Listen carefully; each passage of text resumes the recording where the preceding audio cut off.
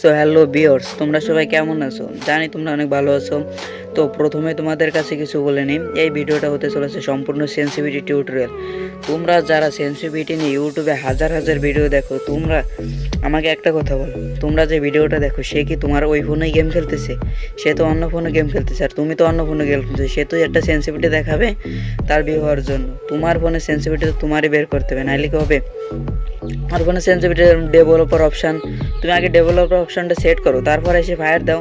Fire দিয়ে general red dot এর উপরে বাড়াও কমাও, দেখো কোনটায় তোমার হেডশট বেশি কানেক্ট হচ্ছে, তুমি সেইটা সেট করো। তা না করে তুমি ইউটিউবে যেটা দেখাচ্ছে ওইটা দিয়ে তুমি তোমার গেমারে আইডি সেন্সিটিভিটি সেট আপ করতেছো, এগুলো কি হবে? তুমি নিজে তোমার ফোনের ডিপিআই কতটুকু নিতে পারবে, তোমার ফোনটা ডিপিআই বেশি বাড়ালেও সমস্যা, বেশি কম হলেও সমস্যা।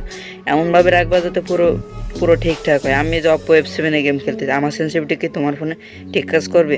এক এক ফোনে এক এক রকম।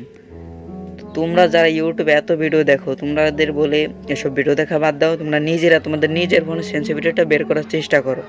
তাইলেই দেখবা কি তুমি সব থেকে ভালো খেলতে পারতেছো।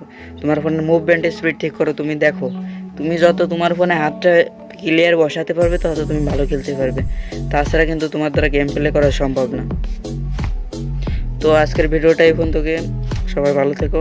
আর যদি ভিডিওটা ভালো লাগে একটা লাইক, সাবস্ক্রাইব আর একটা কমেন্ট করে যাও।